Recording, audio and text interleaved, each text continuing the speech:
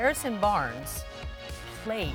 He was on the court late in the third quarter against the Hornets, subbed out, and that basically ended his Mavericks career as he is headed to Sacramento. And after the game, one Rick Carlisle was asked about this specific process, and here he is. Look, this is madness, right now, this week, it's just, it's a zoo, but that's part of the real compelling aspect of our league. So we all understand that. Dynamic business, you deal with things as they happen. A change like this, it's another door opens for him. Certain opportunities will open for us, and we've got to do well with that. I mean, the trade deadline goes through tomorrow afternoon, so, hang on to your you-know-what. That's right. Hang on to those things. Reactions, guys. So think about how strange the game was in Dallas tonight. The Hornets are playing. There's 4 or 5 different guys on the Hornets who think they could be traded for Marc Gasol. Okay? Marc Gasol did not go even to Oklahoma City with his team today because he's expecting to be traded to the Hornets. Right. So Hornets players are all out there a little bit on edge. Sure. Because maybe they're going to get traded. And then a guy from the other team gets yanked out of the game and gets traded. This is a very strange time. Seems a little stressful. You talking about for Harrison? I mean everyone, but Harrison more so than the others. Listen, he was according there. to my understanding, this was in the works for the last few days. I got a call from Harrison's agent, Jeff Schwartz, and they knew something was in the works with Sacramento. And according to my sources, Harrison Barnes wanted to play. It just so happens that during the game, the trade got agreed upon. And so once everybody found out about the trade, they pulled him out.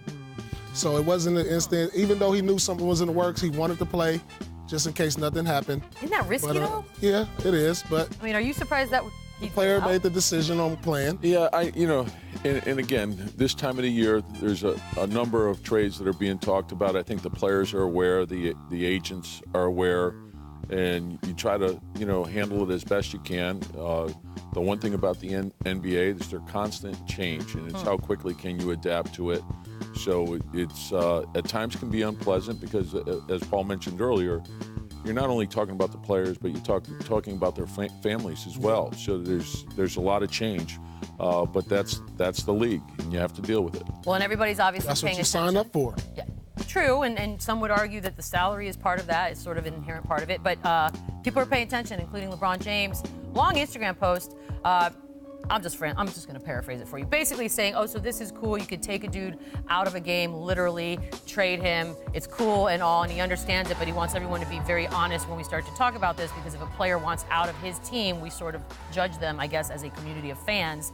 And he just wants us to call a spade a spade. And by the way, everyone has liked that. That goes along post. to what I was saying. They were talking about it the last few days. Harrison had an understanding that a trade was in the works with Sac, and he wanted to go out there and play.